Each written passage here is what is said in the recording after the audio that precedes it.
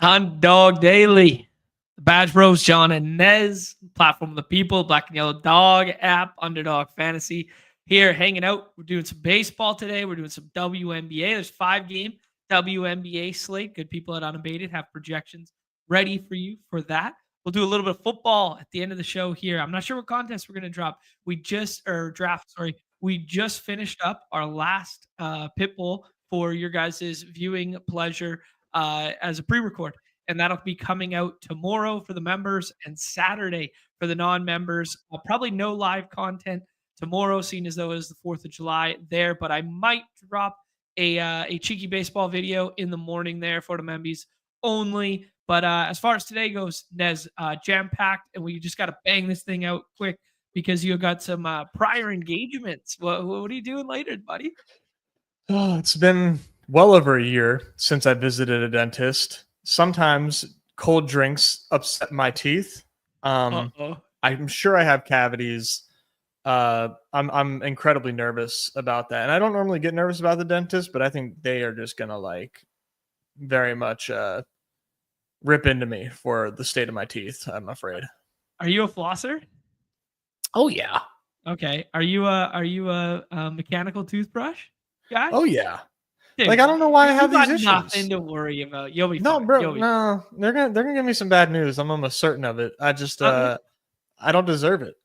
Let me see those jibs. Give us a nice big smile. I ain't smiling on the camera. Hell out of here. Shoot. So we're gonna bang this thing out a little quicker than usual when it comes to the baseball and the WNBA segment here, just so we can make sure we get a new draft in with the new and improved Sidekick. They've added the S words. I will drop a link into the chat that explains kind of a lot of it in detail. We were just actually talking to Sacrilegious behind closed doors about some of the new additions and that sort of stuff. It's very cool. Something that we kind of gal-brained about 4 or 5 years ago, it'd be way too complicated to simulate an entirety of a best ball tournament. Well, the sharp minds at Legendary Upside have found a way to do so and then incorporate it into the Sidekick tool. When we are showcasing it, I actually left 2 slow drafts on the clock just so you guys could see the difference of what's going on here when we get to that segment of the program at the end there when we're drafting football. It's very cool. It's incorporating all draft formats now. So I believe I have a sprint on the clock now, and then you can clearly see the difference in the Sidekick when it flips between contest to contest. And we'll just show you in a couple minutes time here there. But there is the first little precursor that you can read in the chat there, and then we will showcase all of it while drafting at the tail end of the show. But pretty exciting stuff, man, because I didn't think running the S words for the entirety of a best ball season was like a feasible task, and they've done it. Yeah, and you're gonna get some different textures from those S words. Yes, sorry. As we found out through talking with Sack about that. So I think that's really interesting. And I think a cool added benefit to the Sidekick is it's going to get you out of your comfort zone and suggest things to you that maybe you are not, totally comfortable with or totally used to doing. Now, obviously we want to use our own discretion on and things like that. But I like that that's something that when I turn on the Sidekick that it's okay, I know for a fact it's going to try to get me in a direction that I don't normally go in. And ultimately I have the final say in that. But I think that's kind of a cool feature. You know what I mean? Okay. Yeah, no, absolutely. Yeah. Pushing you out of your comfort zone. So you're not just building 2-6-8-2 over and over again with the same 5 targets every single draft and tacking on 2 rookies at the end to feel warm and fuzzy that now I have some ceiling upside. This incorporates all range of outcomes. And then, the video really explains it very well in 45 seconds in that link that I sent there below, but encapsulating stuff that we think we know, but doing it in a concrete mathematical manner of hey, back-weighted production from rookies. How does that play into this roster that I'm building right now that has 3 or 4 veterans on it? And it's doing it in real time alongside you. Best Ball Viper, come on, man. You've been around long enough to know this one, man. The S words is any reference to sims or simulations. Come on, my Bless his heart. friend. Nez, couple things I want to start with from yesterday and last night, and in case you didn't see it, kind of stuff there. Obviously, last night's winners as well, because holy smokes, was it a friends and family night, and holy smokes, did it come at the expense of your boy. Uh, but first thing first here, Nez, I want to tell everybody to make sure you guys are, if you're planning on drafting the side contest, it would be crazy not to do so right now, in terms of the rakeback deal that Underdog is offering here. You got to get in 16 drafts. You do not have to complete 16 drafts. So they could all be slow drafts if you want, but it has to be 4 of each of the side contests here: the sprint, the marathon, the eliminator, and weekly winners. And if you do so by before the end of your Independence Day tomorrow there, 11:59 p.m. Eastern time there, you will receive $50 in bonus cash. So you will get 2 free entries. These effectively make these contests rake free for 16 entries. Well said. I mean, I think I have 1 weekly winners left, because like I said, that's the one that I'm doing my fast drafts for. Yeah, I'm excited to have this rake free. I mean, it just seems insane that anybody has a problem with it. I'm still not over the reaction. Yeah, likewise, my friend, likewise. But that's neither here nor there. We will be just the guys taking advantage of it there. Nez, I wanted to give us a little pat on the back there for yesterday's showing here. A 36xer of the double home run variety. We only did 1 home run pick 'em yesterday, and we made it fucking count, my friend. Addison Barger goes deep in the first inning. David Fry does not go deep in the first inning. I guess it was the second inning there, where both of his teammates, right-handed teammates, went deep, but then he follows it up in the third inning by going deep alongside them. So yeah, man, that was a fun one for the community. Hope you guys were able to get on with that one with us. Feels good, man. Feels real good to get one on stream. You know, we were long overdue, but Bargers and Fries was never gonna fail. Oh, I didn't even put 2 and 2 together. Bargers and Fries is an absolute layup now. We're gonna have to run this back eventually. Oh yeah, I mean, of course. Bargers and Fries. Well said, my friend. Yeah, so that we had the rakeback stuff. We had the big pick'em win for the community last night, and then as I alluded to there, guys, check out that legendary upside article that does a full deep dive, and there's 2 companion videos scattered throughout that help explain it better than I could. We'll explain a little bit more of the intricacies and some of the knowledge that Sack provided us behind closed doors there when we're going through the draft. But go over, link in the bio and link in the chat right now to check out the Sidekick, which are now powered by the S words.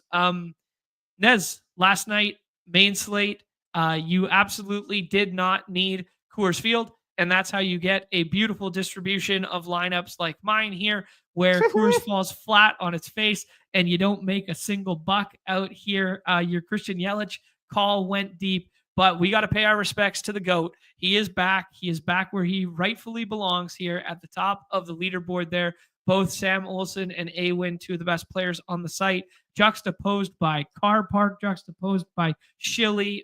Just a true who's who leaderboard last night there. And you needed the Mets, dude. You needed some left-handed Mets in your life, hitting the grand slam there off of our guy, Jacob Mizrowski, man. It was Blade who gave the blade to the other side last night. 2 goats going at it, man. That was a hell of a showing on the leaderboards there. I was doing well for a minute, John. I thought I was having like the night of my life. All my stacks were going off. Yusei Kikuchi, Dyson, and then they pulled him, and Zafar John gives up 7 fucking runs, and the Braves go nuts. So yeah, love to be directionally accurate, only to lose all my earnings. Kind of yeah, maybe a conversation that we talk about, like incrementally, but we don't talk about every single show, is just like how bad some of these bullpens are and what that means for quality start and win equity for certain guys. That Angels bullpen has been tragic.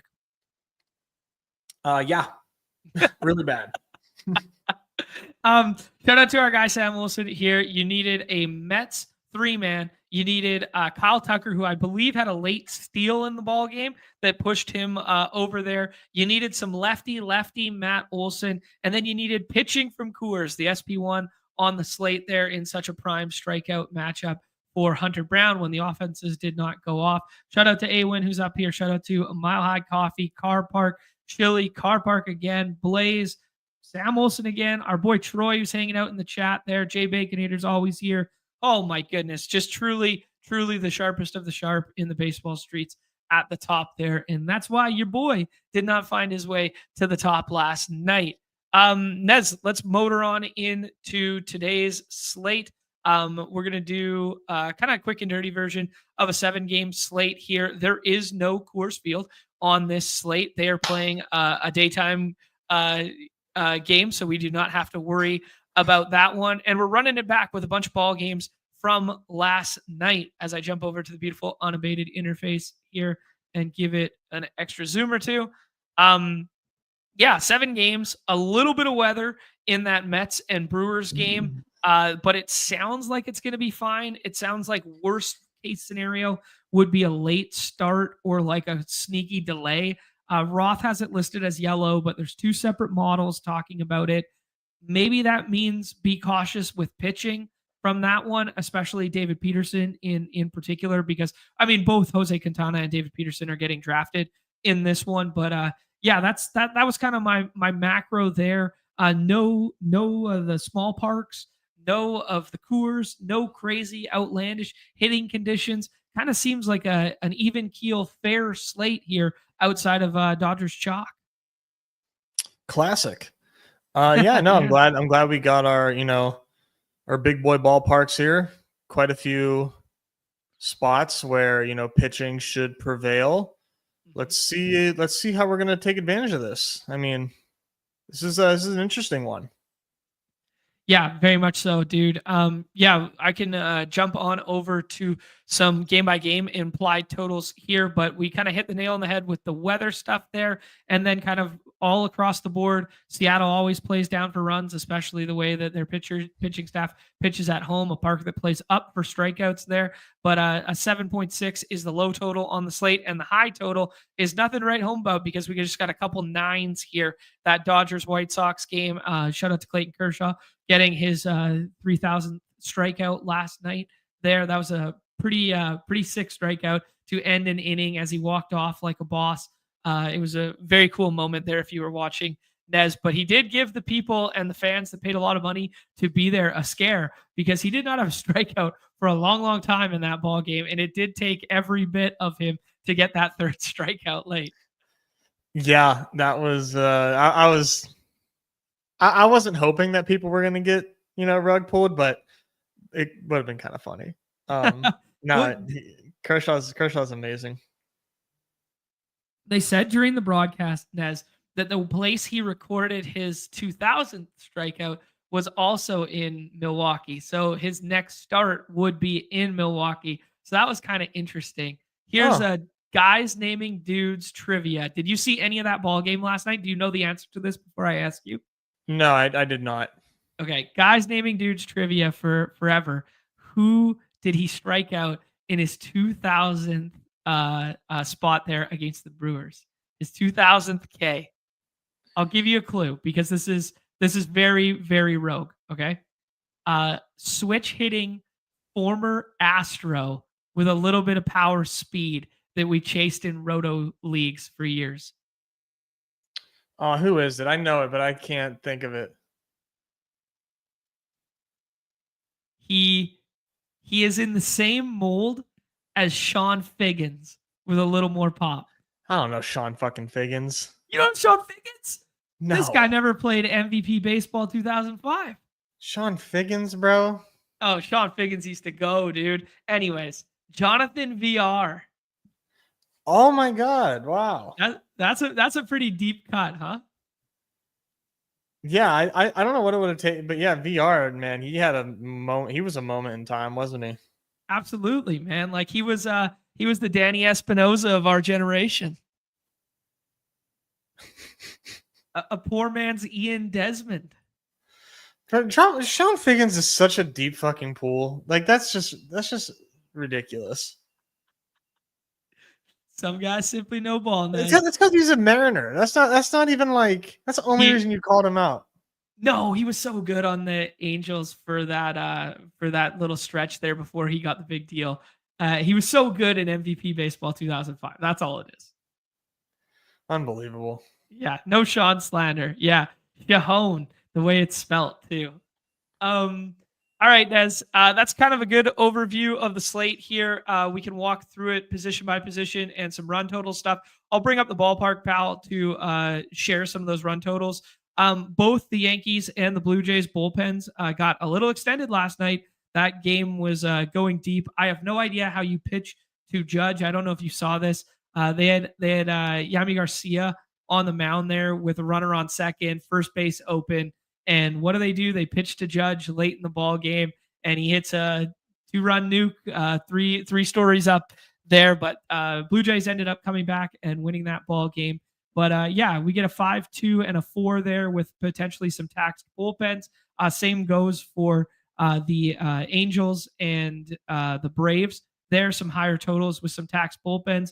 And then the Giants have the highest total on the slate, courtesy of the ballpark pal here. That's why I put Rafi Devers on the cover, though nobody in baseball has struck out more than Rafi Devers since the trade there. So I put him on there, kind of tongue in cheek, but also kind of looks like a good spot.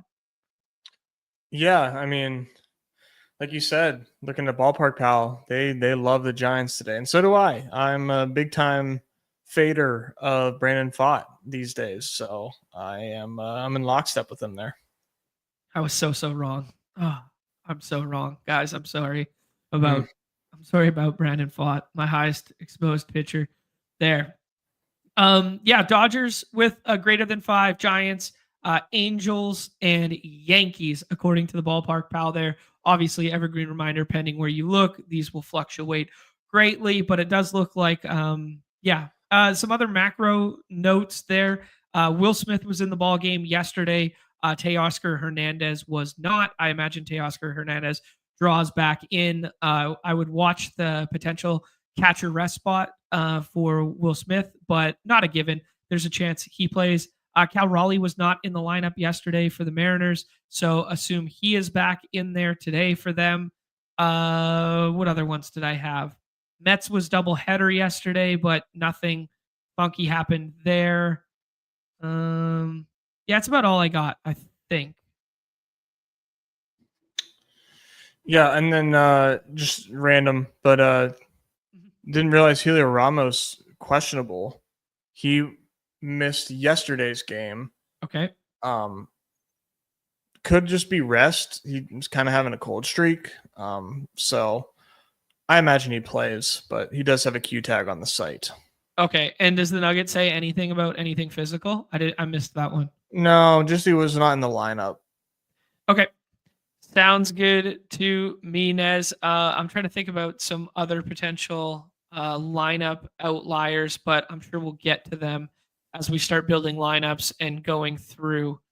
Yeah, obviously, versus lefty, the Mets, some of those righties move up in the lineup. Juan Soto was named player of the month. Actually, this is a crazy Mets nugget right now. Mets are basically last in everything for the last month, like literally almost every category offensively. And Juan Soto was player of the month. Like, just so funny, the ebbs and flows of their season, where when they were playing super well, he was playing poorly in parentheses. And then he's player of the month and everybody around him's playing poorly. Bizarre. Baseball, man. Baseball indeed. Nez, let's jump on over here. We could talk some macros for stacks and stuff, but I think it's best to start with pitcher on this one. Brian Wu is the 101 in the pitching category there. Kansas City is actually really good at not striking out against right-handers, but their ballpark does weight strikeouts greatly in their favor. Like, it is a good place to not strike out. And now they move to a ballpark, which is really bad for strikeouts. So just throwing that out there. But it looks like pitching duel in Seattle. It looks like Robbie Ray. People are a little scared of the matchup there. So he's pushed a little bit down. And then we can talk about the rest of it as we go through. How you ranking today out at SP? I'm pretty much like chalk-ish. Okay. I mean, Chris Bassett's definitely not my SP3. Sure. Okay. But 1 and 2, Woo and Lugo, for sure. And I think today is pretty close to being a, get your guy pitcher slate. Just seems like things are fairly wide open from my first glance of today's slate. Okay. Other than Dodgers, being Dodgers, but I kind of think today is a pretty open slate. Sounds good to me, dude. I tend to agree with you there. I think I like some of the scroll targets. Scroll not as in like fully out of ADP, but I kind of like them a little bit better than like Brian Wu and stuff at the top here, because there is one glaring element that I'm seeing in the chat right now too from Grill Belichick. Pending where you look, everything that I saw last night was Brian Wu today. Like almost everything was Brian Wu, Brian Wu, Brian Wu. And now we're seeing some Logan Evans stuff. So depending where you look, they're showing different starters for the M's. So we got to do a little bit of a deep dive on that and get to the bottom of it right now, because that will greatly impact who we're drafting. I actually liked Robbie Ray as my SP1 today and was like, oh yeah, I'm going to have a buttload of Robbie Ray. The hashtag models like Seth Lugo and a little bit more so there in reference to Cardi, but there's a very, very tight band of projection, much like you were alluding to with the stacks today. There's a very tight band of projection from SP1 through 8. It's not like yesterday. So it looks like it's Logan Evans today. Okay, so where are you seeing Evans at? I'm seeing Evans on the redacted site. I'm seeing him on Roto Grinders, and I'm seeing omission of. I just sent you a link.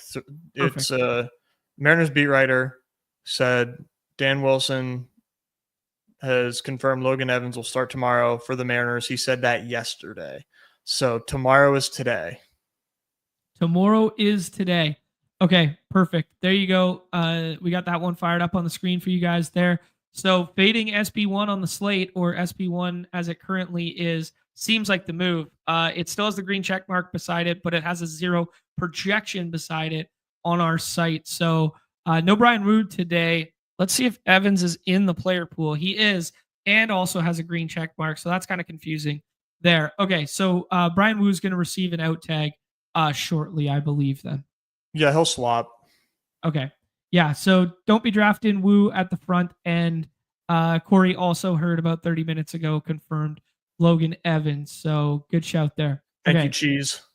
Thank you to the Cheese. Yeah, Nez. All right, let's keep rolling here with the pitching stuff. Now that we have definitively secured that, who is your favorite pitcher on the slate? I think Lugo. Okay. And then Robbie Ray. Yeah, I agree with you. I think I kind of prefer Robbie Ray so far. As they're alluding to in the chat here, Picking Horses is saying Ray's been really good at home. He's on the road for this one. They are in Arizona. So maybe that plays in. But Arizona left-handed power, kind of low-key goes to die there, and lefty for a bunch of those guys, plus their lineup a little bit watered down there. But they do have some high power righties. Obviously, Marte better from that side. Eugenio Suarez and Lourdes Gurriel kill lefties. So that does make you a little cautious for sure. So yeah, I could see having it Lugo, then Ray. What about the next tier here, Nez? Let me get my rankings back up here. I'm a huge David Peterson respector. Okay. I got him SP3. Sure. What about it do you like? I mean, like the Brewers against the lefties don't really scare me that much. With some of their best hitters being left-handed, and Peterson has just been going. I mean, last 2 starts haven't been great because he was in the state of Pennsylvania, but he's out now, and he's at home in Queens against Milwaukee. Now the problem is the weather, but if this is just simply a delay and that's it, then good park, decent matchup. I like his chances for a quality start. Cool. Yeah. I mean, the bull case scenario for him is going deep in the ball game, right? And then the handedness advantage versus the opposing lineup because, 20.6% K percentage, kind of like neither here nor there, an 8.5 walk, but the XFIP hovering around that 3.56 is pretty impressive thus far this season.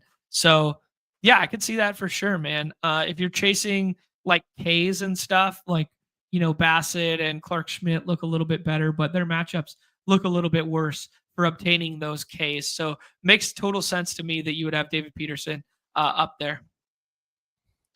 Yeah, and then just, can we just talk about like Jose Soriano? Yeah, sure. What's this guy's deal? He sometimes gets ground balls and strikeouts, and he sometimes gets shelled if the sinker doesn't sink, basically. It's just I'm just sick and tired of this fucking Dr. Jekyll, Mr. Hyde ass pitching. Like, are you gonna be the? Are you like? I can't do it. I can't do it. It pisses me off. I hate when he's on the slate. I hate it. Yeah, I mean, I can get in agreement with that. I guess the nice thing about today's slate is you don't have to draft him because there's 8 other pitchers that can go inside there. But yeah, it's harder when he's in like the top 6 to then make that determination. But yeah, very polarizing in terms of the results there in recent memory. Yeah, some decent strikeout spots, I guess, like righty versus Astros. Yankees have shown a propensity to strike out outside of last night. Athletics are a great spot for strikeouts. Washington gets all those lefties. Maybe that's why he gets batted around a little bit. Yeah, Boston, you get all those lefties, gets knocked around a little bit. Maybe it's a handedness thing.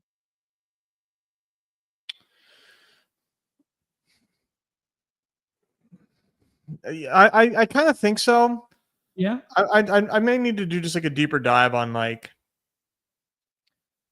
do they have teams that he's got crushed by also crushed other ground ball pitchers?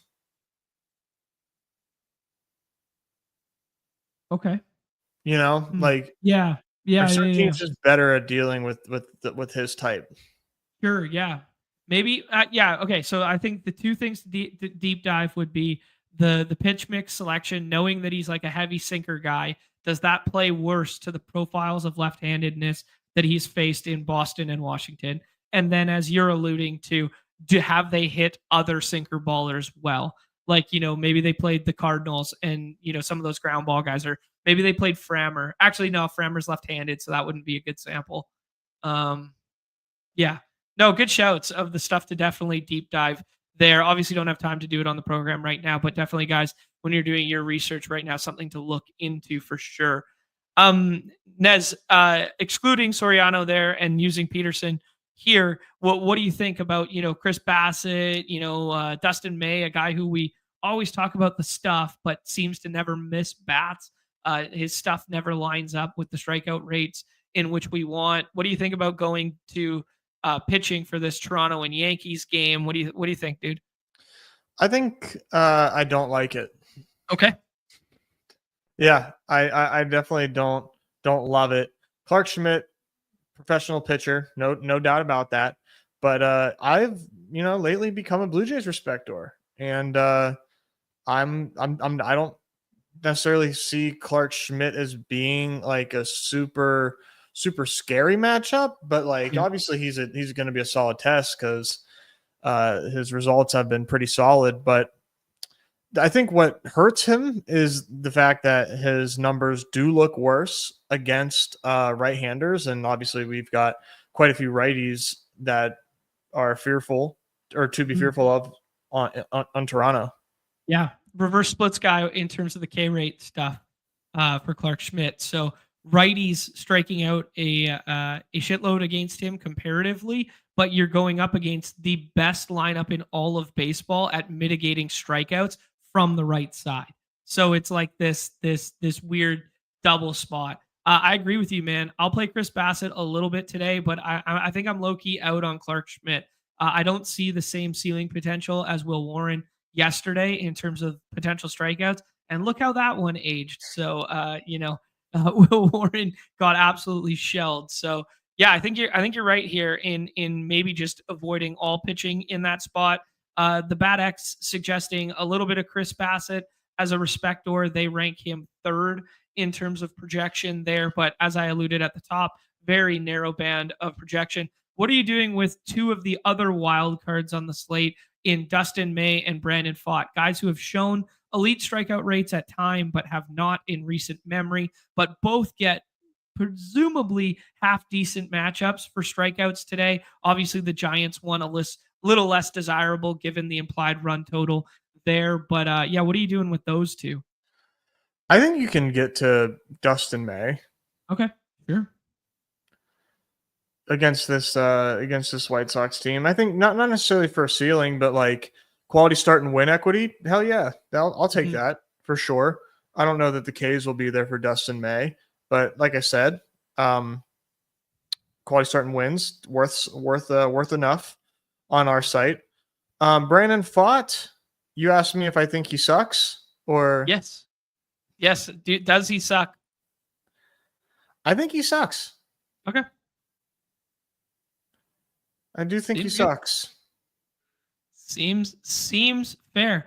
He's kind of righted the ship a little bit in recent memory, but if you go down the rabbit hole of who he's faced, Seattle with a propensity to strike out a decent amount against right-handers. Miami, even though they've been hot in recent memory, definitely some big-time swing and miss in watered-down iterations of their lineup. And then Colorado, the absolute nut matchup for any opposing right-handed pitcher right now. So you could take Brandon Pfaadt's recent results with a little bit of a grain of salt, and maybe he reverts back to what we saw at the beginning of the season, which was complete and utter shellage. Do you know, John, the contact numbers or, advanced numbers on Brandon Pfaadt's four seam this season? I have not gone that far down the rabbit hole there, but the way in which you're framing it right now is he's north of a 48% hard hit. Like we're going sky hunting with batted ball stuff here. Is that correct? Yeah, I mean, like hitters are basically Shohei Ohtani against his four seam. Wow. I mean, he throws it 30% of the time. Now I don't know how the Giants fare against four seams, but I can certainly let me find out right here. Yeah, Devers, Ramos, all crush four seam. Willie Adames, something there, four seam merchant. So, yeah, that looks like a Giant stack on the cover for a reason there. I'm looking at overall, just not pitch specific, highest hard hit percentage against on the slate today. Him and Bryce Elder. So if you are, and then Aaron Savale. So if you are a hard hit believer and you are a home run to fly ball believer, those are the three guys on the slate that are looking to get absolutely crushed. And that's reflected in the Ballpark Pal run totals. It certainly is. Angels look really, really interesting. Okay, let's do it. Let's go through some of these stacks here. Obviously, Dodgers on a slate in which, we are not dealing with the small park stuff. We're not dealing with weather stuff, and we're not dealing with like a Coors game. Dodgers always then naturally gravitate to become the stone cold chalk here, especially in a matchup against a team like the White Sox. So Dodgers are chalk. Yankees are chalk. Some big boppers at the top of the lineup. The boys be bopping near the top here, Nez. But as you're alluding to, Angels, a little bit down price. I wanted to bring up in terms of Dodgers that Teo is slammed down there. He'll be back hitting fourth in that lineup today. So yeah, and then one other big one that I was noticing earlier that has already been brought up in the chat because he missed yesterday. Cal Raleigh is way down at ADP 23. Maybe a little double bubble for the best home run hitter in baseball potentially. Yeah. Cal Raleigh sitting at a 159x for his home runs. Oh, so wow. Seems good. Seems amazing relative to his ADP. You just mentioned Angels there as a potential stack here. If you want to get on the Angels, Mike Trout is the highest ADP at 22.8, but then everybody is way down below there. They scored 3 runs yesterday. Welcome back to the lineup, Jorge Soler, who homered yesterday. Logan O'Hoppe was not in the lineup, so hopefully, maybe, finally, he plays a baseball game and plays today. But good shout by you, Nez. Given their implied total relative to the ballpark, pal, and their ADPs, they look like a good spot to get to. Yeah, they do. And just kind of getting into the pitch type stuff more. Bryce Elder throws his slider, what was it there, 40% of the time. And he's got a WOBA on it of 4.32. That is fat. And, looking at the Angels lineup, if you want to see who hits well against a slider, just doing some funny math here. Joe Adell has been mashing sliders. And I mean, I don't know that he has a ball in play that isn't out of the park on sliders. His ISO, this is just like hilarious. Like this is almost certainly like a small sample, but like 284 ISO. What is it, John? It's 600. Oh, ISO. Oh my god! I was like, "Oh, I'll shoot the moon here on like 284." No, 600 ISO on sliders for Joe Adell. That is, dude. That makes so much sense because the biggest downfall of him when he first came up, like he was like a highly regarded prospect, is he couldn't catch up to the fastball. So like the fact that he pounds slow fastballs that don't break as much, he pounds these cement mixers. His swing is perfectly tailored to hammer like 89-mile-per-hour sliders. Yeah, and I mean 2.7 and the multiplier for home run. That's clickable territory. Okay, all right. Don't tempt me with a good time, buddy. You're singing these praises. You're doing these stories. I'm getting excited here, man. I'm getting excited. We're going straight to the lobby. Anything else that was popping for you in terms of the home run stuff? I think the Giants are interesting. Mm-hmm. Does Devers finally get a hold of one here? I mean, he's over 2, so like that's fine. Sure. I was kind of thinking more along the line, like maybe like Adames because he looked good. Helio Ramos is 3.5x. Okay, I like the shout on both of those. Let's do the Willy Adames one because we're getting a 3.55 on it first of all. But you cited those fastball metrics and the hard hit rates of the fastball and that sort of thing. And we don't know that Heliot Ramos, we assume he's back in the lineup today, but we don't definitively know. We know Willy Adames is going to be hitting third today. Yep. Yeah, let's do it. Dude, let's run this bad boy back. 34xer. If I put that 30 number again in there, we'll get the exact same amount as yesterday.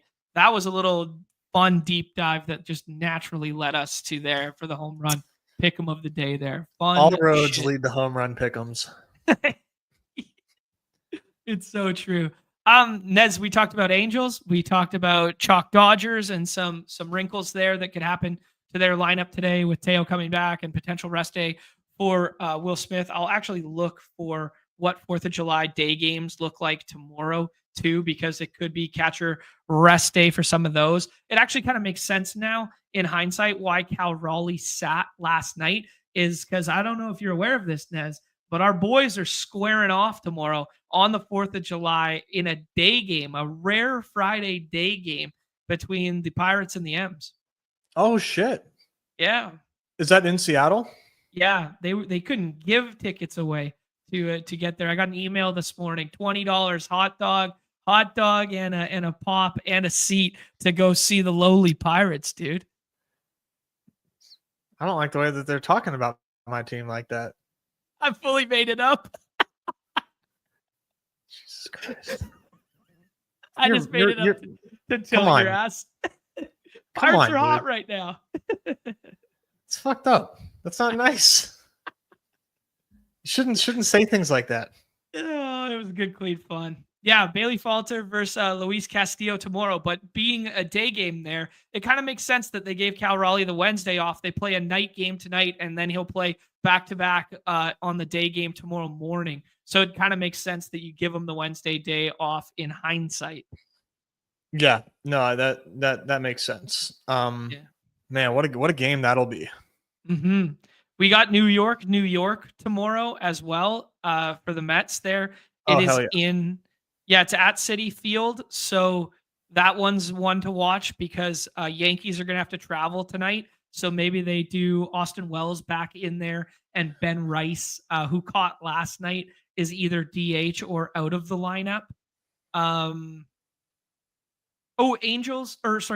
Dodgers. Other note I had was Max Muncy. Awful looking injury on his knee, sliding into right before the 3,000th strikeout to Max Muncy, and a steal attempt of third base. And he's getting MRI today, although they are optimistic, was the most recent note, which is good to see because he came off and went straight to the clubhouse and that sort of thing.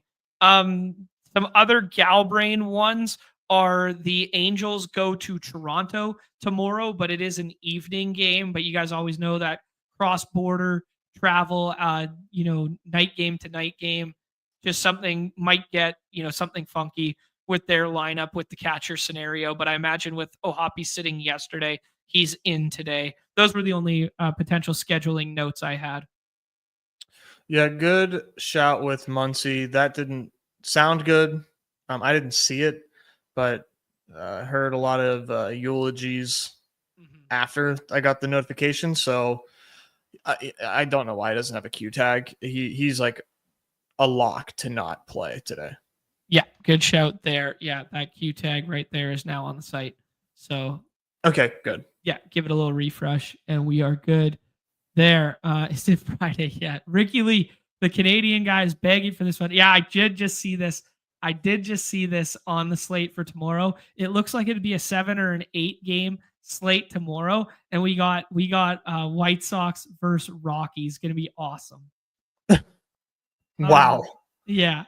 Our guy Tyler just rolling through right now. Congrats on the dinger stuff. Thank you. Here is today's official. I'll drop that in the chat for you there. Joseph Adele and Willie Adamas, based on some pitch type data that Nez was looking into. Nez, let's talk about some of the other stacks, and then let's hop in a draft here. Any other stacks that were jumping out to you? You said Angels were mispriced. We think Cal Raleigh's really underpriced. Anybody else jumping out in terms of stackability? Those are definitely my favorites. Okay. Yep. Sounds good to me. Gonna be kind of like a mix and match slate. If you had to pinpoint like the winning archetype tonight, do you think it's of the onslaught variety on a slate with like such low implied run totals like this? I think it'll probably be a 3-2 night. Yeah, I kind of feel similarly. Yeah, I think we get an ethical victory. Almost spat out the coffee there. Good, clean fun. All right, Nez. I'm gonna go ahead and hop in here. We were recording that show earlier today, and something else was last night. So this is my first draft. Normally I got a couple down the hatch before this, but not quite yet. So we'll be navigating these waters for the first time on stream today. Yeah, I'm curious to see how everybody else is playing this slate and how chalky things are. Yeah. We got some friends and family in here. Sir Bag Chaser's hanging out. Ricky, who was just contributing in the chat. K-Hal, if you say what's up in the chat, if you're hanging out. And then Vivek7, he is always hanging out as well. Welcome, guys. Do it. John. Yes, sir. I am on unabated.com/WNBA. And I'm putting together something for you and the people, of course, and the people. Okay. I like this. Are you using the projections and the DFS Pick'em tool? Sure are. Sure am. Sure am. Sure am. Yeah, let's go with sure am. Sure are. Sure is. What? Yeah. I've got something. I got something for you. Love it. Shohei Ohtani and Aaron Judge go to start. Ronald Acuna and or Kyle Tucker would be kind of a chalk pick here. We did not talk about the pitching matchup there for Cleveland. Your boy Luis Ortiz is under investigation, so they're calling up an arm today. Do you prefer Acuna here? Do you prefer doing some Arizona stuff? We could do San Francisco by doing Cover Boy Devers. Yeah, let's go San Fran. Let's scroll. All right, let's scroll it up. Let's do the Devers one here. You cited some Willy Adames stuff that you liked there. And if we do a deep dive on Giants ADPs here, they are buried. Heliot Ramos with the Q tag, as we alluded to earlier. That Woba for Jung Ho Lee looking pretty nice in recent memory there. And he had one of everything other than a home run yesterday. So yeah, we could certainly get to a bunch of these stacking partners. Yeah, it's really easy to get to those guys today. Yeah, it's interesting to just note that circle back for those just joining the program here on the Ballpark Pal. When you look at the implied team totals, they are very flat today comparatively, but the highest on the slate is this Giants spot. Lefties at the top of that order versus Brandon Pfaadt, and fastball hitters against Brandon Pfaadt in that order. And yet it's not getting drafted that way. Instead, the guy who has struck out the most in all of baseball since being traded is the one who's going earliest. So some contrarian Giant stacks without Rafi Devers as a back stack. Like if you're a believer in the hot cold notion of right now, that seems pretty smart. We got to go Rafi, man. I can't buy into that garbage. Okay. Nez, we could do some lefty Juan Soto player of the month there. We could do Robbie Ray here and just kind of lock up some win correlation and my favorite SP on the slate. Let's do Ray. Yeah, it feels good when you're doing a Giants team that like, hey, they're gonna bolster his quality start equity by putting some runs on the board. Yeah. No, I like doing an off ADP start like this too. Cool. Man, I'm getting that. Hold on a second. See if this works. Every time we share private chat links or whatever, it like makes you like re-log in. What's wrong with my damn Pick'em links, man? I don't know. Yeah, and then the link doesn't come through. I wonder if it's because I'm like, so I did like a mobile, like that link came from mobile. Dude, I know what it is. Oh, I got it. Okay, cool. We're good. I know what it is. I know what it is, though. It's just a me to you thing because we have the same mobile link of badge. Oh, that's so goofy. So it thinks I'm logging out and then re-logging in. And sometimes it sends it as a RotoRun link, and sometimes it sends it as a badge link. And if it sends it as badge link, then it logs me out and re-logs that's me in. goofy. That makes sense, though. I'm glad we solved the problem. We did. Thank God. Nez, should we keep going down the Giants rabbit hole? Should we take Cal Raleigh, who's buried? Oh, yeah, let's do Raleigh. Let's get Big Dumper. Okay. Yeah, I think I know how we're going to land this plane. A little bit of Giants in our life, a little bit of Cal Raleigh one-off, and a little bit of Joseph Adele one-off. All right. I like that. I like that a lot. This script wrote itself based on the home run pick'em, based on the underpriced stack, and based on the number one mispriced ADP on the board. This is how you do it, guys. These games, everyone's overthinking them. Nez, do you know? Sorry, go ahead. Sorry. Nothing. Do you know off the top of your head how long until 4 weeks? 4 weeks until Dinger advancement? Yep. Yeah. Yeah, I know Joe's short for Jordan. It's a bit, Tate. Thank you. What did you say, Joseph? I say Joseph. I say Joseph every single time. I know his real name. Somebody teach you what's what. We make up. I make up names for every single player on this site. You do. Sometimes it's not even on purpose. That's true. Jordan Scott Adele. Jordan Scott.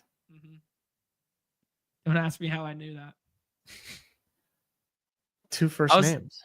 I was obsessed with him in our like old dynasty leagues and stuff like that. Yeah, he was a darling. I took him everywhere. Willie Adamas here. Yeah, let's go with the plan. All right. Whom would you like to add as our third giant piece? Oh, I got an answer for you. Who's our last? So we're doing giant, and then do we know what we want that 5th player to be? 5th bat? Joseph. Okay, so Jordan it has to be an outfielder there. So it can be anybody. It can be anyone, provided Jordan Scott comes back to us. Take Adele first. Sounds good to me. Because there's no way anybody's taking this guy. All right, we're taking Adele before Michael Nelson Trout, which pains me. But we cited the slider matchup tonight. Yeah, that does feel odd, but this is for the best. Tyler, it is because of the slider matchup. He throws a ton of sliders, and Joe Adele has an insane ISO versus opposing sliders, and he's been going nice. I don't think, Elder stinks also. Counterpoint. I mean, baseball season's tough for John. It's supposed to be his strong suit. Or basketball. Oh, okay.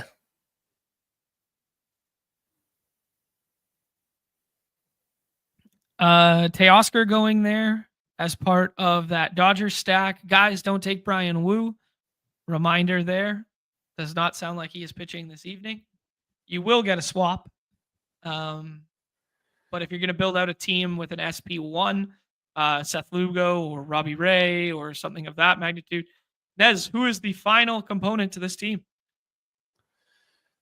You ready? Yeah, I'm ready. Infielder for the Giants. Yep. Dom Smith. All right. Lefty power goes to die in Arizona, but not when it comes off the bat of Dominic Smith. I get a crack out of Dom Smith and Rafi Devers joining the team a little bit later. So they have the full zoomed in profile pictures. Like their faces are like all the way zoomed in compared to the preseason ones that are taken from a bit further back. I love it. Good clean fun there, Nez. That was really good. Robbie Ray with a little 3-man giant stack, which we think is underrepresented right now. Cal Raleigh, who is an ADP value on the board right now. And Jordan Scott Adele, aka Joseph Adele, with a pitch type matchup that we like. Well executed, my friend. Let's move on over to the evergreen reminder that on Unabated, you do in fact have unabated WNBA projections, and there's a huge slate today, 5-game slate. There, you guys can go log in there. You click on the prop stuff there. You hit this drop down to the custom projections, and you download the WNBA projections right there with that nice green button there. Some of the best projections in the business. I know Sam Olsen and Car Park, who are having really nice years, are subscribers. I know that you are a subscriber who's having a nice year here as well, Nez. So big shouts there. But yeah, let's see what Nez cooked up alongside Unabated here with the Pick'em tool. All right, walk me through it, Nez. Yeah, I mean, this is literally just from the Unabated top edges. I don't have any ball knowledge here. I'm just going with what the good people have shown me to be an edge. All of these are like single-digit edges, but they are edges nonetheless. Mm-hmm. And yeah, I like to throw in one of these like anytime there's a big WNBA slate where you can get yourself, 4 or 5 of these. I will say, I think Chelsea Gray is the lowest edge. So if you have like, like a 12%, 12x for pick fours here. You could probably toss her out and just run 4, but for the 5s for 20, I put all 5 of these ladies in here. Perfect. So Chelsea Gray lower on the points and assists, 17.5. Gabby Williams higher on the rebounds, 4.5. Sabrina, how do you say her last name? Ionescu, 27.5 PRA higher. Alyssa Thompson lower on the 9.5 dimes, and Natasha Cloud with the 15.5 higher on the points and assists there. Didn't screw up a single name. 50 USD from my pocket to the app because I trust in the good people's projections for WNBA at Unabated. Putting that one in the chat for everybody there. And yeah, Nick rolling through with his Go Libs because he is a resident fan of everything New York. Beautiful stuff, Nez.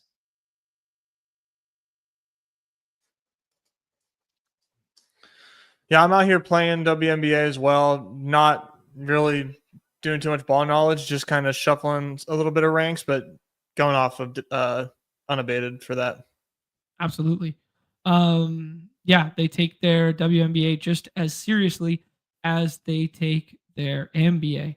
Let's go ahead and jump in a draft here, Nez, and showcase some of the new S words courtesy of Legendary Upside. There, as you guys can see, the Sidekick logo in the top right corner here. I did just leave 2 drafts on the clock here that were of 2 different varieties because the Sidekick also in tandem with putting in the Sims, they have also become format specific here. So a couple new intricacies. You can turn on the audio off and on right there while clicking in the window. You will see the contest format shift at the top here. So this is great for slow drafts here. It's telling us that, hey, we're in a standard contest right now, but it is 2 out of 12, 2 out of 10, 2 out of 12 for the German Shepherd here. But then when I jump over to the sprint, you will see it recalibrate here and update that, oh, now we're in the sprint, which means we are in a 9,300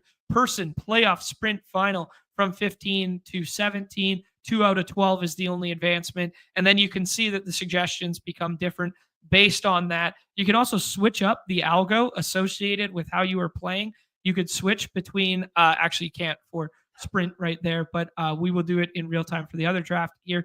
You could switch between the sim or the rankings. You can switch between the ranking set from leg up to ADP or to a custom one. So some very cool new additives to the tool there, Nez. Yeah, very, very, very, very fun to play around with this. I've been really loving it with the Superflex stuff. Been putting it to good use. Yeah, how's your Superflex experience been in terms of recommendations? It's been a little like different than what I'm typically doing in cool. in Superflex, but overall aligns with how I think players should be valued, just like different players that I'm typically taking. Okay, cool. Yeah, well said. One thing that we did ask Sacrilegious and Pat behind the scenes there was some of the secret sauce that goes into them running the Sims, and we basically got a loaded answer that was like, there's so much that we can't even divulge it, but there's everything that you could possibly think of in their 10,000 iterations of running these over and over again. Yeah. So I thought that was pretty interesting. Like I said, I just like the idea that it's going to put me out of my comfort zone, and it's just something different to kind of have suggestion wise when I'm in these drafts right now. Yeah, cool. Nez, what should we draft? Well, what do you think about single entry Corgi? Yeah, get in here. So Pete and I drafted one and off and on the clock. I drafted. Oh, fuck. This is great. 11 more friends. Let's get in here. All right, well, keep an eye on this. Jeremy wants BBM. We'll see. If this fills, we'll do this. If it doesn't, I'll jump in BBM. But this gives lots of friends and family the ability to get in. Oh, this thing's snap filling. We already got 6 in the Corgi here. This will be fun. Do a single entry with friends and family alongside the Sidekick here. Shout out to Hustlin' Bruce, who's hanging out and happened to capture that 36.5 Xer yesterday. Love to see it. Purple Yosh already drafted his. Yeah, Nathaniel already used his bullet too. Oh, 3 more. Okay, nice. 3 more. I can't believe all you freaks still have your single entry $5 ready to draft. Some of us, we like to have an edge here and there. Juan already used his for off and on the clock there. Yeah, so we're all sharing. I don't know if you knew this, John. We're all sharing. Oh, okay. We're all 3-way sharing. We got one more. That's being saying, come on, lads, pony up that 5-beaner. One last Corgi slot. We could throw out the bat signal if needed, but of course not needed. There we go. I remember, Nez, when I first watched Pete's streams once upon a time ago, that there was a world where, the sickos weren't as sick as they are, and the timing to get in drafts, wasn't as crazy as it is now, that you could actually deposit and still get into a stream draft room. Now it's like snap. Yeah, no, long gone. You got to be locked and loaded, bro. You can't. It's been like that. I mean, I've been trying to get into Pete's Puppies since like 2021, and it was always just like triple overflow type stuff. Absolutely. Hopefully we got some friends and family in here. Nez, I see Tyler in here. I see the Pikachu, one of the best screen names going as well. JGFC, love to see what JGFC is cooking up. Cespian's in here with us. Jetstrops Bombs is in here with us. Always hanging out for baseball stuff. This is great. John, did you see on the Twitterverse there? Okay. Eagles, James Brimacombe, aka, tweeted out one of his golf BRs, and looks like ownership is now being attached to the BR lineups. Oh baby. So we had a wrinkle and suspicion that this would potentially be coming and people would be very excited about it. That is very cool. That is now forward facing. Maybe I'll bring up the tweet here just so we can showcase that, just in case it is not fully functioning. But since it's on the internet, we're allowed to talk about it. So I'll bring this up in 1 second, Nez.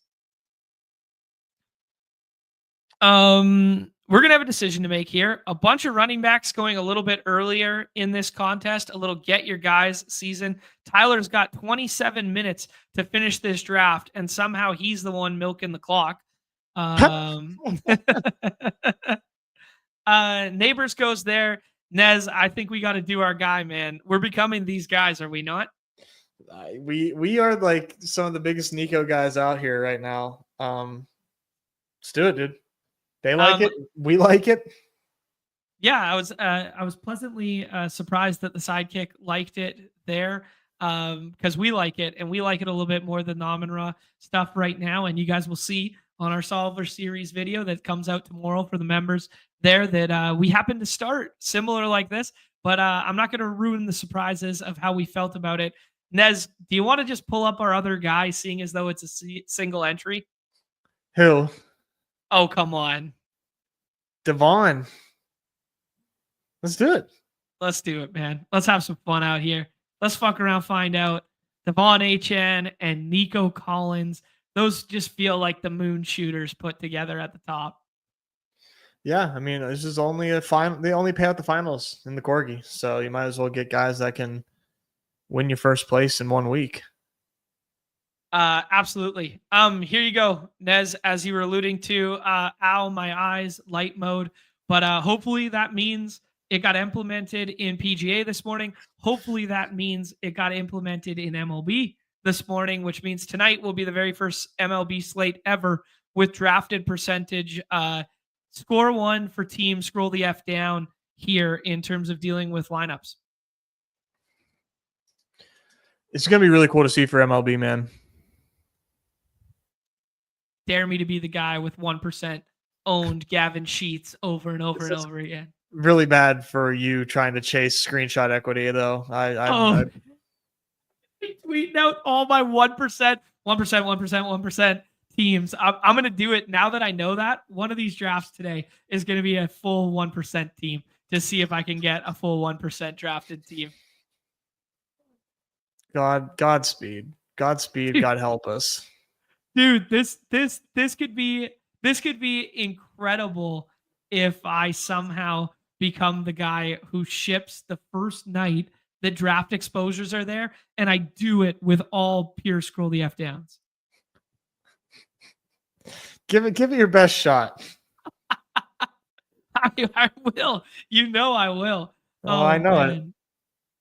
it. Very cool stuff there. Yeah, Jet saying he'll give NFL a go here. He's in the one hole. JJ, what's up? JJ is the Pikachu. So one of my favorite screen names is now a member on the channel as well. Thanks for joining up, my friend. Give you early access to the Solver Series video that comes out tomorrow and give you access to 1 or 2 additional streams there. I imagine no strip Nez this weekend, Nez.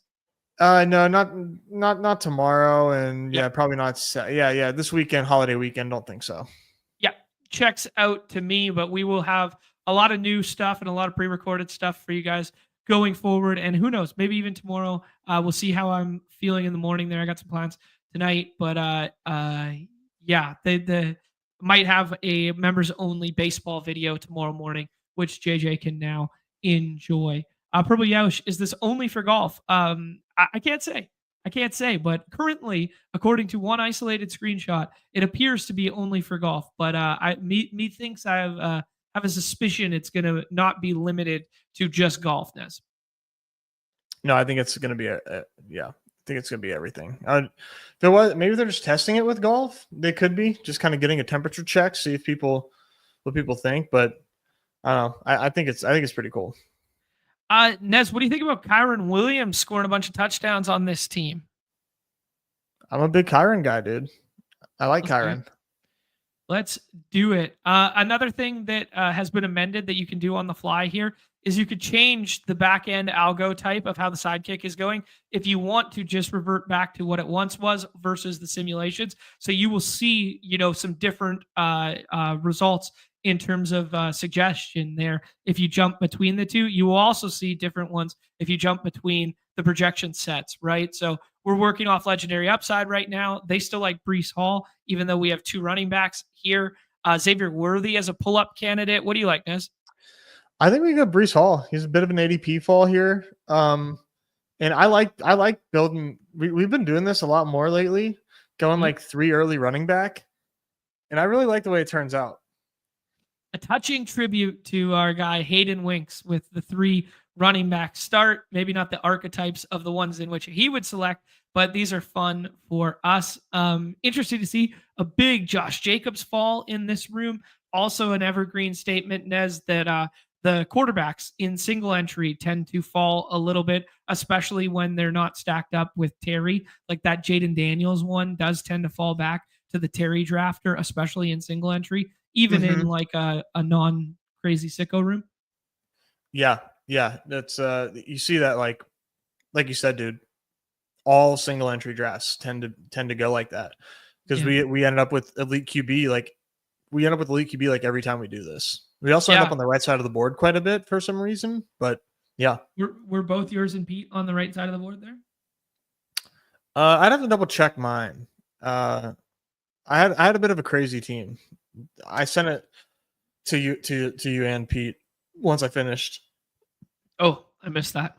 Mm-hmm. I'll check. I'll post it again. Thank you.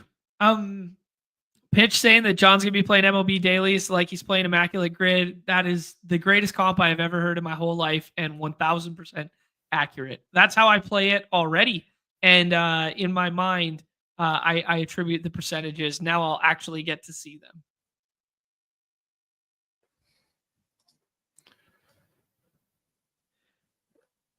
What are we thinking here? Good. No, I was about to say we're gonna have at some point on. We'll have Karain on. We'll have Sack on. We'll have someone associated with the Sidekick on to talk through the intricacies of how the format changes the simulation. That is a big question that Nez and I were asking about, and that sort of thing. And that's what Nez was alluding to when he was talking about the Superflex stuff. But I just found it very interesting. Like, we got the format of the contest right up here. I'm wondering how that impacts the back end every time it switches over. I know it's that really intrigued me. That that wrinkle. Yeah. I mean, I don't think they want to entirely divulge their secret sauce because then the pattern could conceivably be replicated. And as we alluded to earlier, there's so many variables that could potentially go into it. But I'd be really interested in seeing how much they could share. Me too. Joe Burrow going kind of early here. Man, this is interesting with this Nico anchor decision that we're getting running backs falling back, not wide receivers right now. Travis Hunter just went there. Juwan Jennings, Joe Mixon. I like Juwan. I do. I agree with that. This is an interesting decision here. If on the corner, JJ doesn't double tap running back, that if we take a running back after and then we shut it down and try and play catch up. No, I don't think it's out of the question. I think if we do, that would be it, obviously. Dude, I'm really tempted to take Joe Mixon here and then just be like, okay, let's see the bye weeks. One teammate, no bye weeks overlap. Can we land the plane with only 4 running backs or maybe a 5th running back only in the 18th round? Can we land the plane? Not enough people are trying these things. And you know what, Nez? As you alluded to earlier, that the legendary upside Sidekick would then push us in uncomfortable directions. It literally did, because at every instance there, our suggested pick was Nico. Our second pick was not suggested to be HN, but we forced that issue. But then the next suggested picks were Kyron and Breece Hall, and Joe Misdemeanor was just a suggested pick there as well. So, I mean, this is pushing us into very uncomfortable territory, but it's also by design and an intelligent, good thing. Yeah, 100%. I mean, it's not like, we still have a pretty decent start to the wide receiver room too. We have Nico Collins and Juwan Jennings, who we fully anticipate to have a hell of a workload, at least to start the season. And I mean, we know what we got to do. We know our work's cut out for us for the rest of the roster, but we've dug ourselves out of worse holes. Yeah, that is for sure. You know why those holes were worse? Because I got Galbrain and crazy with it. It wasn't me trusting the Sidekick. Those are the worst holes we get into. That's true. I'll give you that. Let's see how some of our friends are cooking right now. Jets in the one hole there. He's got a Jalen Hurts team without a stacking partner there. So kind of fun start to see if he goes back. He's also got elite tight end, so maybe he doesn't want to spend a pick on Goddard. So we'll see how he lands the Jalen Hurts plane. JGFC flipped the board and took Christian McCaffrey at 2 there, and then paired it with Devontae Adams and Tyreek Hill. Very fun start, and then stayed a little bit more tethered to ADP after the fact. So full board flippage in the first round there. Thespian got that big fall on Josh Jacobs, makes that look pretty. So the DJ Moore was kind of an ADP. That's a value hound start there with Gibbs, AJ Brown, Josh Jacobs, and DJ Moore. I like that start a lot. Yeah, that's a fun one. I like a lot of these starts. Tyler did the Neighbors plus Brian Thomas, then started with Lamar as elite QB over Josh Allen. Doing the George Kittle's new ADP on this side of the board there. We'll look at JJ's after here. see what Tyler's doing here. So he goes Pacheco, which is nice for us because it opens the door for us to take a wide receiver. Stephon Diggs is at the top of ADP. Legendary upside suggesting Josh Downs. Who do you like, Nez? Let's do Diggs. Okay. Gives Bye us week. a stack Okay. setup. Sure. Yeah. I know we got Bye double week four overlap. teams. Yeah, that was the one thing I was going to point out before that. But yeah, I mean, if Downs comes back, that's cool. If Pittman comes back, that's cool. Probably don't want to spend on Hawkinson. I do think this is kind of a nice spot for a wide receiver and giving ourselves a stacking out. Downs and Mooney. So Ibuka or Pittman. Do you have a preference there? I think Pittman. What do you think? Yeah, I was going to say the only net benefit to Ibuka was the 17 correlation, but only a 75 seat final, as you can see at the top of the screen there. So I think Pittman feels a little bit safer when we need a little bit of floor in this room. That's what I'm thinking, right? Just like better projectable early season stuff for the wide receiver room, probably beneficial. Yeah. Pitch asking a question. I've always wondered, how does slow drafts affect ADP? Do they only account for ADP when slow drafts are complete or once a day as the draft progresses? I think it's at completion based on bro science knowledge, but I have no insider trading because we are not privy to that information as are no drafters privy to that information. So it's all speculation as in terms of the secret sauce of ADP. Anything else to add there, Nez? No, I am pretty sure it's after completion, though. Yeah, that would be my best guess based on years of playing, but I don't definitively know. And then it obviously it updates in mid lobby. I'm pretty sure though, like it doesn't just like stick with the ADP that you had whenever you load it up. Oh yeah, when moving from room to room, kind of thing. You're alluding to.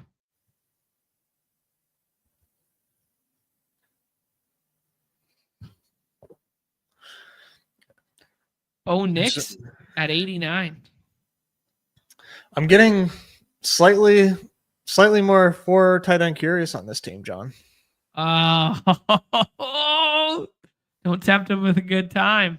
Given the fact that it is a single entry and whatnot, I think I would steer clear of using my one isolated bullet on 4 tight end curious for a contest. But if we keep pushing it and it's like our last 4 picks are like 4 tight ends, I think I'd prefer our last. I don't know. We'll see how the room breaks. But Okay. like if we mapped it out from like pick like 14 downward, I think we would have 3 tight ends and 1 running back in the last 4 picks kind of thing. If I could script it out. Yeah. And I'm probably going to prefer 4 running backs, you know. You're going to prefer 4 than tacking on like a Hunter or a Sampson or a DJ Giddens or something ceiling shot. Yeah, I think so. All right.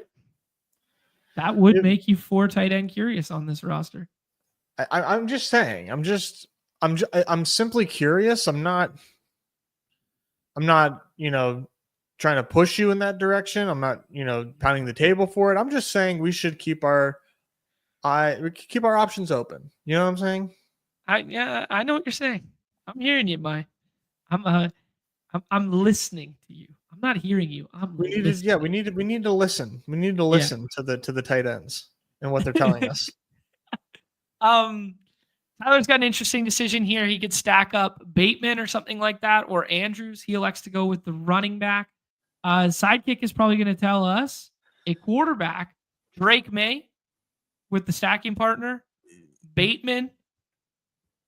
Wow, this is early. What about Burden or Bateman? Okay, Ingram. Yeah. All right, that's fine. Let's get a tight end.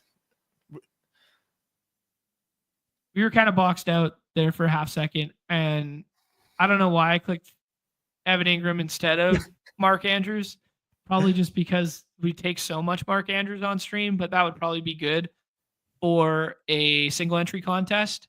I definitely did not want a running back. So Right. Yeah. So it was better than just like panic clicking anything. I would go Drake May. I agree with you. I think that is definitely the move right here. It's a little above ADP, but we got this 4-4 start. We might be tight end curious. Probably not now after the Evan Ingram pick, but we might have been curious for a second there. Getting one of those stacked up kind of like ceiling shot quarterbacks before getting froze out and dealing with like, oh great, now we have to take 3 from quarterback 20 onward feels much better on this team. Yeah, that was like the whole thesis with Diggs for me was like, let's get Drake May on this team. Yeah, cover boy Drake May. How fitting that we're using the sidekick and we also select Drake May. I'm excited for him, man. I really am. 10,000 S words of Drake May throwing for 5,000 yards and running for 1,500. I'm pretty sure his like pick'ems aren't even like anything spectacular for the season long. Okay, let me guess. Okay. Passing yards, 3,600. 3,200. Ooh, lower than I would have expected. 3,200. Is it total touchdowns or passing touchdowns only? Passing. 16.5. 20 and a half. Ooh, okay. Okay, they're going to score touchdowns then. Okay, rushing yardage. Does he have a rushing yardage? Mm-hmm.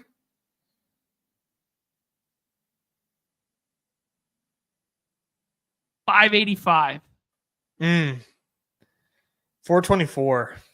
Not as bullish in my mind. I thought he was going to. I'm hitting hires on everything Drake May in the lobby. Yeah, the one number that scares me is passing touchdowns, but I do like the higher on the yardage and I like the higher on the rushing yardage. Yeah, rushing and passing yardage I like. Does he have a rushing TD as one? No.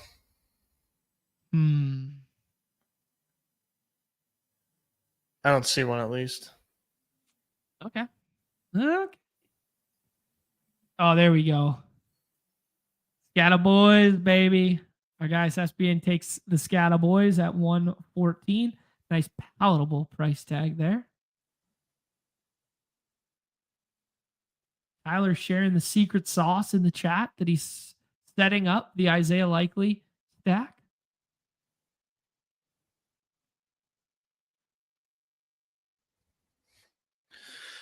I don't know what to do with Likely, man. I have like no Isaiah Likely.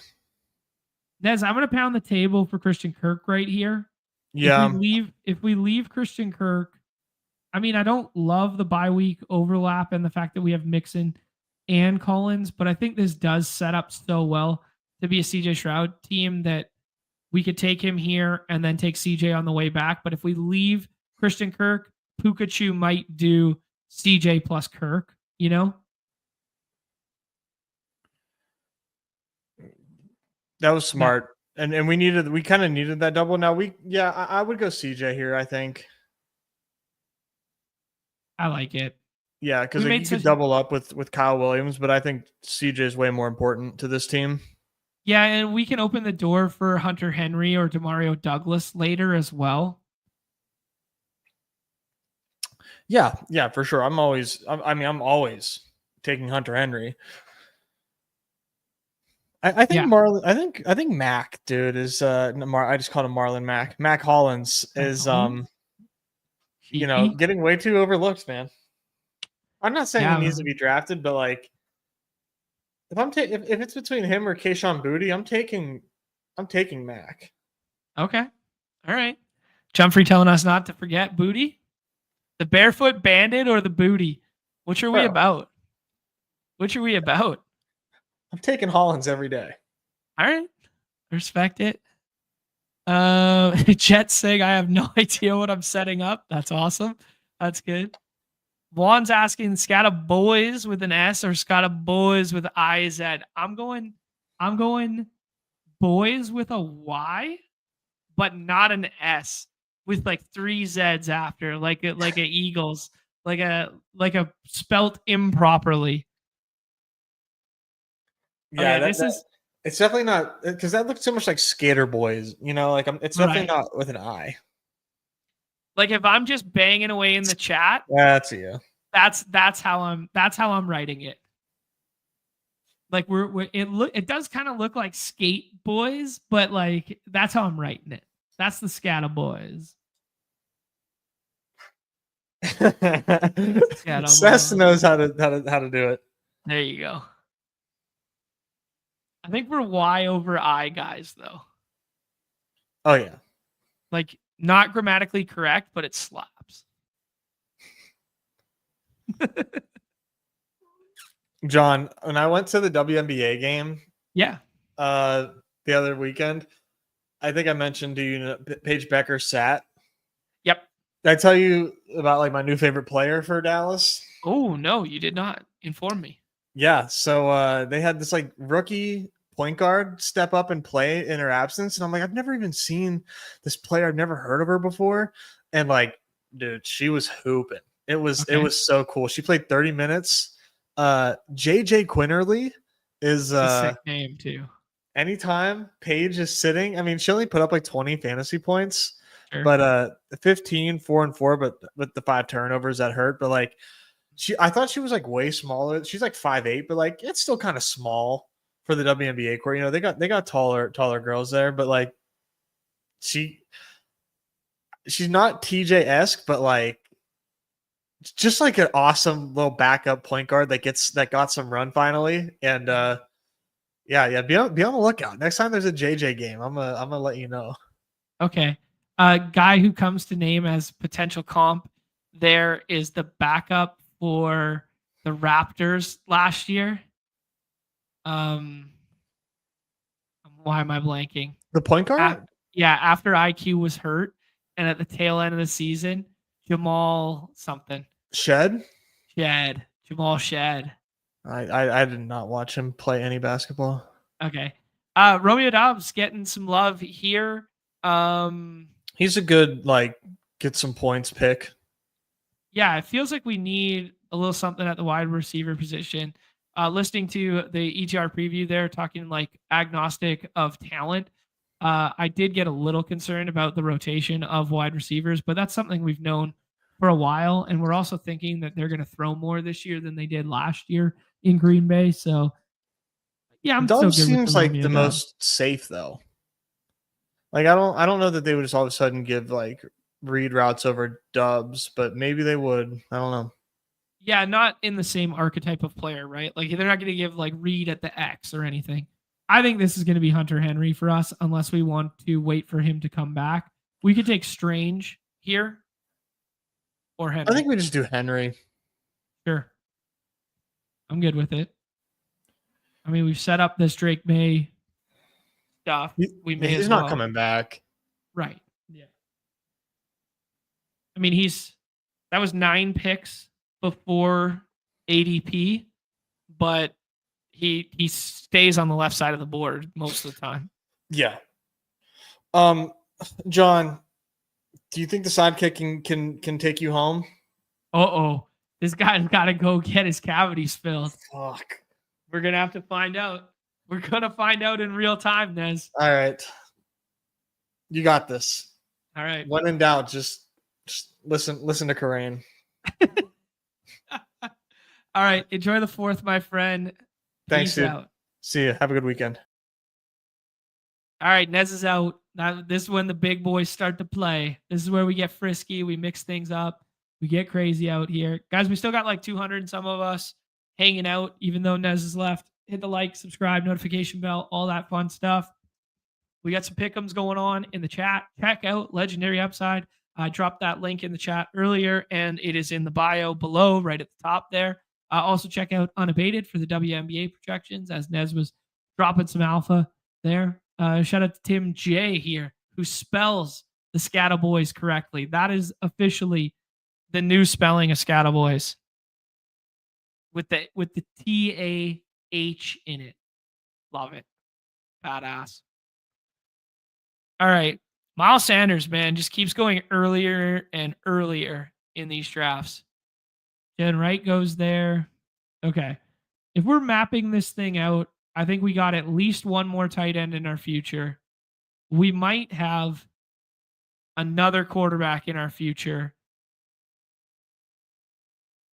Yeah, I think we got another quarterback in our future. One tight end, one quarterback, maybe a running back. Nah, probably not.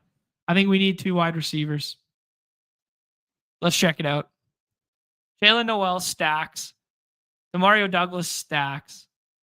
Alec Pierce is like a banger bust shot. Michael Wilson feels like kind of warm and fuzzy. Yami Brown feels okay. Keenan Allen was like who Nez would pound the table for.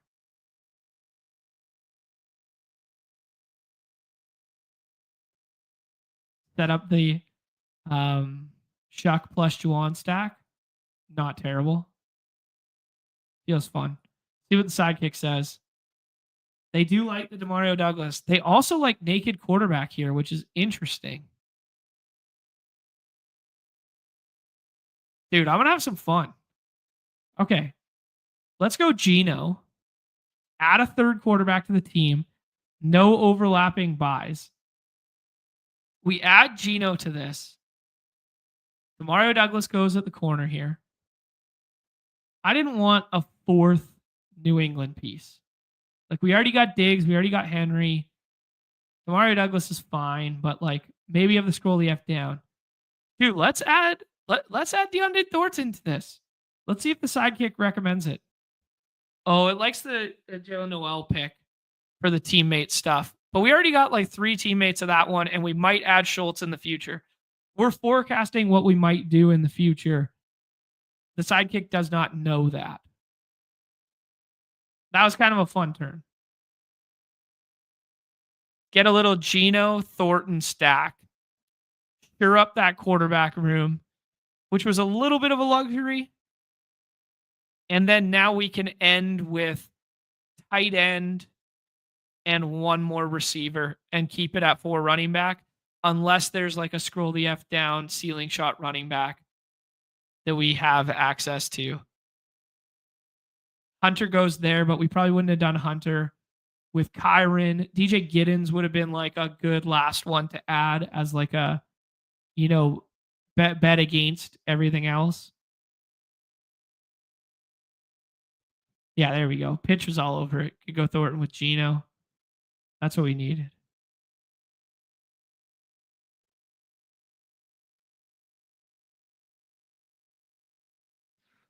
BC girls. Tracy's kind of nice with it, though. I don't mind Tracy. I just want to get excited about Scatabo playing.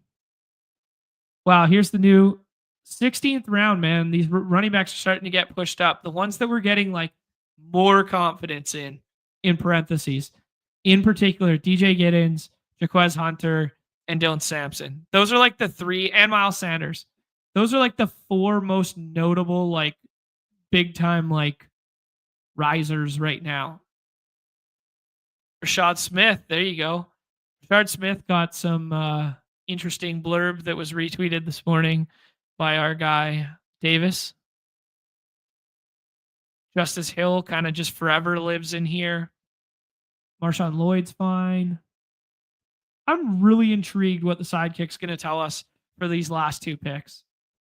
I think Schultz feels good, and that's kind of why we pass on Jalen Noel. But it's not necessary to correlate this last pick. Like you could do Juwan Johnson or you could do Sanders. We don't have any week 17 to go alongside Sanders. So it probably is the best course of action to just correlate.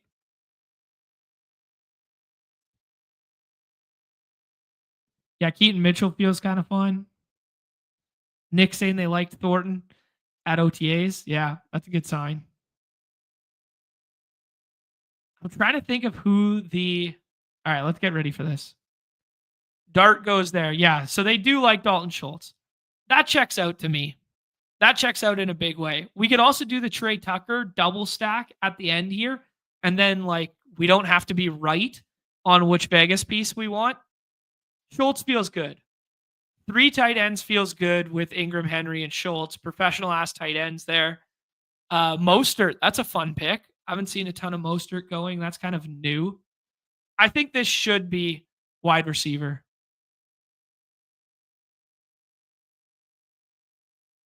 Trey Tucker makes too much sense, eh? Jalen Coker. Elijah Moore's kind of fun, but we did it yesterday.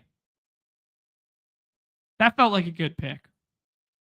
That felt like a good way to land the Vegas plane. Like, that made it make sense, right?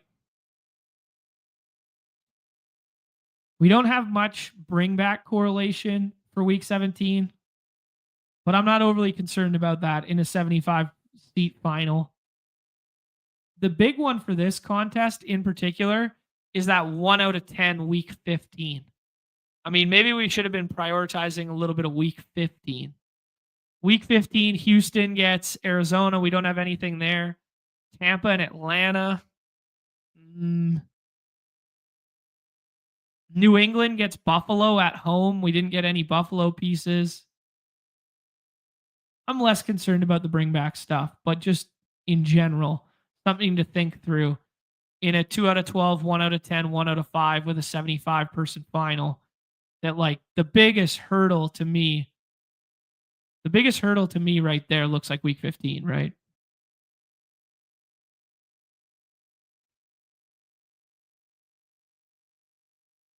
Elijah Moore as the last pick, bring back, or Elijah Mitchell?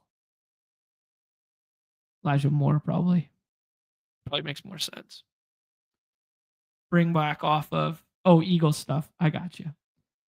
All right, guys, let's tie a bow on it. Let's go enjoy our long weekends here for everybody. Although there still will be some pre-recorded content dropping for you guys tomorrow. It'll be members only to start, and then it'll be free for everybody on Saturday. And there may or may not be members only baseball tomorrow. Fun draft there. Our single entry Corgi is in the books with a 3-4-8-3. I can definitively say this is the first time I've ever drafted a 3-4-8-3. And we did it in a $5 single entry contest. Drake May, CJ Stroud, Geno Smith, Achane, Kyron Williams, Breece Hall, Joe Mixon. Spent a whole bunch of early capital with no overlapping bye weeks. Everything hinges on that running back room and on Nico Collins here. Nico Collins, Juwan Jennings, Stephon Diggs, Michael Pittman, Christian Kirk, Romeo Doubs, Deontay Thornton, Trey Tucker, and then Evan Ingram, Hunter Henry, Dalton Schultz to close it out. So professional ass running back room with a ceiling shot, some potential breakout QBs or just run it back from last year QBs, almost all with some decent ADP value there. A cheeky back stack with some breakout targets, one being a rookie, one being a guy who took a step forward last year. Some professional ass wide receivers in Jennings, Diggs, Pittman, Kirk, and Dobbs in the middle there to help bolster a poor room. And then Ingram, Hunter Henry, Dalton Schultz, a professional ass tight end room. That was pretty fun. That was a good one. That was very fun. All right, guys, before we leave, do me a favor, hit the like, subscribe, notification bell on the video. Everybody have a safe, fun holiday weekend there. Enjoy the pre-recorded content tomorrow. Please leave a comment below that one. Check out the Sidekick, guys. Check out the Sidekick. There's a link below the new Sims. They walk you through it on their website as well. I will share that one last time in the chat for everybody here. Actually, I'll go to the article. Go there. You can see the new stuff that they have put in for simulations there. We had WNBA pick'em. We had a home run pick'em trying to run back that 40xer there. Some pitch type pick to click stuff there. And we'll be back on Monday. We'll be back on Monday there with full loaded shows. Trying to remember anything else off the top of my head. I think we were good. All right, guys.